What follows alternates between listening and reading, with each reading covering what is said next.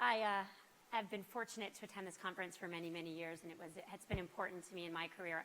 And there is nothing like walking into this room with all of these women. Feels just like the rest of our days, right? Just like another day in the office.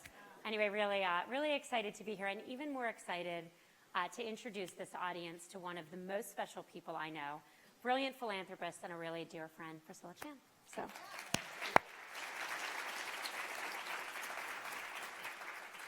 So Priscilla, you and Mark, obviously, almost a year ago, because Max is about to turn a year, started CZI.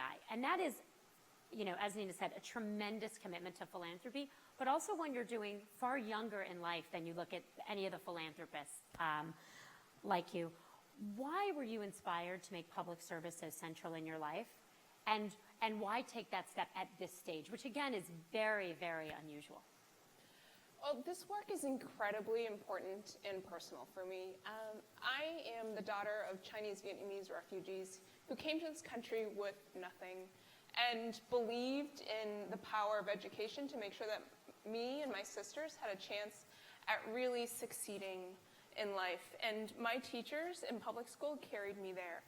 They paved the way for me to arrive at Harvard, where I realized that I had reached a place of incredible opportunity that not many other children who were in circumstances like mine have a chance of really accessing. And it was at that moment that I realized that I was going to make public service central in my life.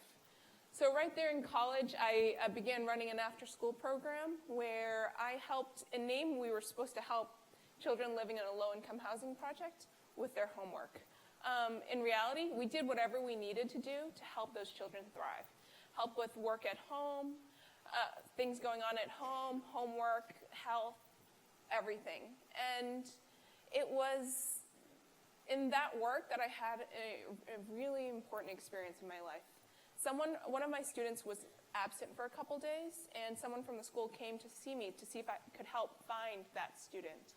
And I agreed to and walked out to the play yard after program that day, and I found her, and she immediately looked at me and started answering why she hadn't been to school. And I saw immediately why. Her 2 front teeth were broken, and I was just flooded with questions. What happened? Did someone hurt her? What could I have done to prevent this from happening? And it's that question that drives all of my work. It's a really complicated question, and I certainly didn't have the tools at 21 to solve it, and that's why in that moment I decided to go to medical school to learn more about how I could advocate for the lives and health of children. And now, central to our work is really thinking about how we learn more about keeping children healthy and how do we build systems and empower people to keep children engaged and learning in the classroom. Those are incredibly challenging questions and hard to really even get your mind around and understand. And so it's incredibly important that Mark and I invest now, that we take risks in making big, important investments that may take 25, 50, 100 years to pan out. But during that time, starting now, Mark and I can really take advantage of the opportunity to learn and to get better, to really optimize our chances of actually making an impact. You have, yeah.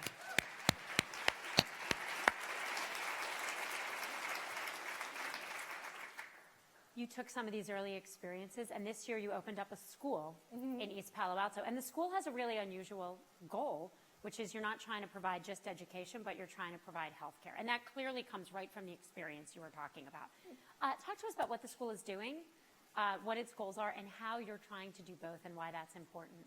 Yeah, the school is really a continuation of my work as a pediatrician. I went to medical school and have been practicing as a primary care pediatrician at our county safety net hospital for the past 5 years. And when I began my practice, I said, I am going to be a pediatrician that really thinks about and understands a child's educational trajectory and how to set them up for success from the health standpoint so that they can be present and ready to learn. And I was diligent. I asked the questions. I wrote down the answers to my questions.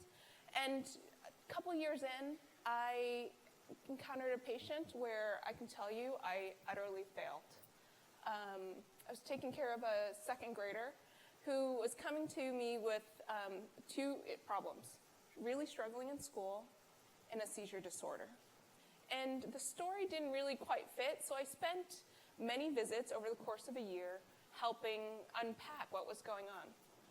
And what I realized after that year is that this child did not have a seizure disorder. This child had been exposed to extreme trauma at home, and what manifested was behavioral problems that made it so that the school and the mom excused his participation in school under the guise of seizure disorder. So this child missed 150 days of school, nearly a year, because of the lack of communication between school and health providers, and also lack of empowerment of the mother to really make sure that the kid she had what she needed to allow the kid to succeed. And I missed that as a pediatrician who prides herself in really thinking about health and education through the same lens. And so the primary school's goal is to really bring together these really incredibly important systems, health and education, to work together to improve the lives of the kids who need these systems to work the most. And we're 9 weeks old, so there's a lot to learn. But that's our vision of what we can hopefully accomplish in the decades to come. You've been a teacher. Mm-hmm. You've been a doctor. You're now running a school. Mark's a technologist. Yep. And when you launched CZI, you laid out your priorities. I'd love for you to share with the audience what those priorities were and how your experiences as a teacher and doctor, Mark's as a technologist, have informed those priorities. Yeah. Running a school is not enough. That's just one of the things she does. What we've learned so far is that Mark and I can make the biggest impact when we not only invest our resources, but we also bring our expertise and passion to the table to solve problems as well. And like you said, Mark's a computer engineer, and so he's got, along with you, a lot of experience really building tools and scaling them. That would be mostly him, not me, but thank you. It's a partnership. She's always really generous. And for me, I have the experience of bringing the lens of being a pediatrician and an educator to really understand the different problems that we're tackling. And that together really has enriched both our understanding of the problems that we're trying to solve and the additional insight and being part of building the solution that Mark and I can really participate in. And I'll give you an example. We're building a tool for personalized learning. And so Mark has really been engaged in thinking about how can we build the best tool possible to allow these students to have an incredible resource to really drive and own their education. And the kids are very critical. They give feedback on how the tool isn't working, and that's really he and the team are working hard on it. But for me, I think about how is this tool going to engage students? How is this tool going to engage families? How is this tool going to empower teachers to be even better at their work? And so that's how we bring ourselves as practitioners to the work, and that work grounds us in helping us understand and keep laser focused on what's the most important thing in what we do. That's great. So not a lot of people work with the person they're married to. Raise your hand if you are working with a partner of some kind. A couple. How does this partnership work for you and Mark? Well, it starts with lots of phone calls to you, his other partner. But in all honesty, it's really fun, and we have a lot to learn from each other. We are complementary, and we drive each other to we challenge each other to think more deeply about the questions that we're faced with.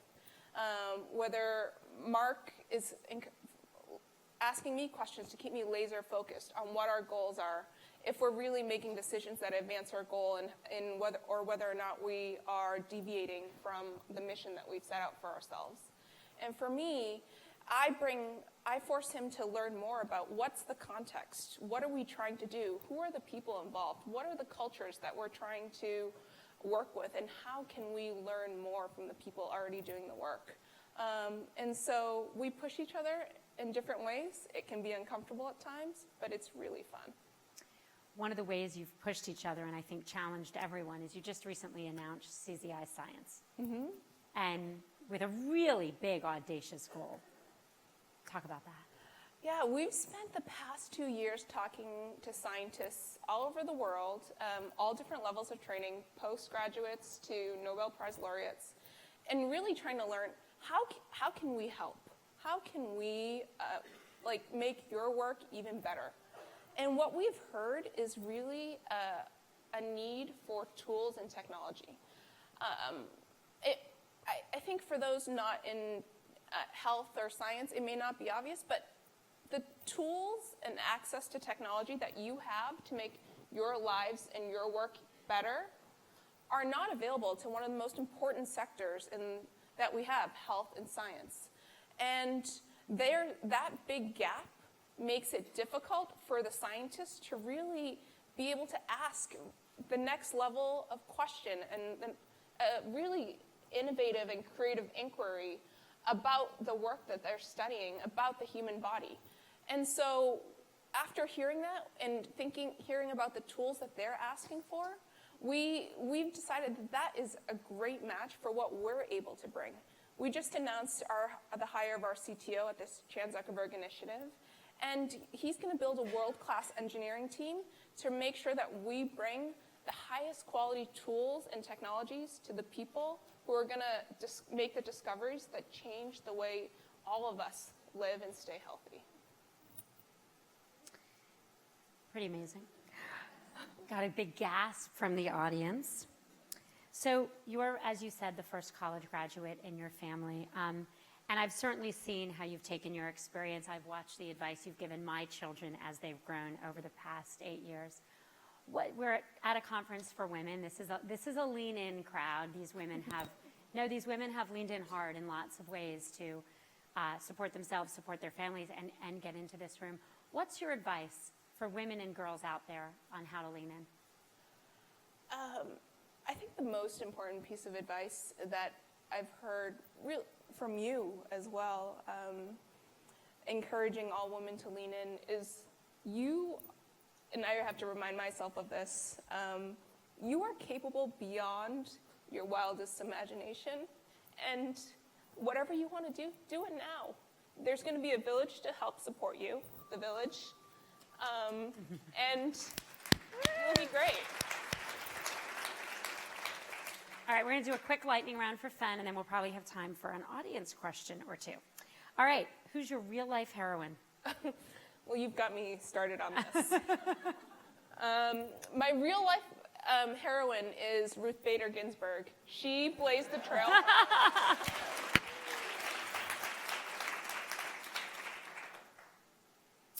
What is a book that changed your perspective on an issue? There's this book called Far From the Tree. It's by Andrew Solomon. It's about parents who raise children who are fundamentally different than them, whether or not their child is a genius or deaf or have severe physical disabilities. It talks about the experience of parenting those children, and that book really helped me relate to the parents and the families that I take care of as a pediatrician. Mark's favorite thing to cook for you? Okay, Mark cooks, and this is all one unit. You can't have less or more or any different. He cooks 2 racks of baby back ribs. And that's the Mark special. It's true. Actually, very early, Priscilla and I were talking about this, very early in my tenure at Facebook, there was one weekend where Priscilla was out of town and Dave was out of town, so Mark and I looked at each other, we're like, what are you doing tomorrow? I'm like, I have no plans, you have no plans. He's like, come over for dinner. And so Mark made me meat. Like, literally, he stood at the grill and he cooked for the 2 of us like this much steak. And there was nothing else. There was just this much steak. And then he took it up and he did it himself, and it was completely delicious. It's just I wasn't used to having a meal of only steak. I was kind of, and he's my new boss. I didn't want to insult him, but I was kind of looking around for the salad. Anything else, it wasn't there. But the steak was delicious. Do you cook for him? Rarely, but when we're tired of the all-meat diet, I jump in a little bit. Who are you more excited to dress up for Halloween, Max or Beast? Well, it's going to be People love Beast. Beast is dog famous. We're doing a whole family costume, so I think the person I'm most excited to see dressed up is Mark. All right, we look forward to seeing it on Facebook and Instagram. Did you have a favorite class or subject in medical school? This is kind of a fun story. I had this one lecture in medical school that I remember very vividly.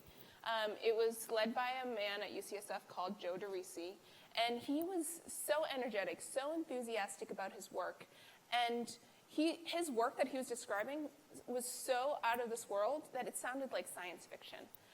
And I was just enthralled by his lecture and tracked him and his career over the next decade or so. And when it came time to found the BioHub, this new institute that we are building in the Bay Area where we bring together engineers, scientists, physicians to really solve hard problems about human health, his name came up again. And now he's leading the BioHub. So you never know when you're really going to make an incredibly strong impression and impact on someone. That's amazing. All right, and this is breaking news because it just happened. Max's first word. Yes, this is really exciting. So Max, his first word, I think influenced by Beast in our lives, is dog. That's right. And I think she has a second word for plane. It doesn't sound anything like plane, but she says it consistently, but it has not yet passed Mark's bar of qualifying as a word. All right, we have less than 1 minute left. Maybe we can grab one question from the audience. We're under very strict instructions to be on time. Yeah. Hi there, Lee Morgan with the Gates Foundation. I have one question for you, Priscilla. What do you like best and least about the philanthropic sector? I am completely moved by people's dedication and inspiration for their work.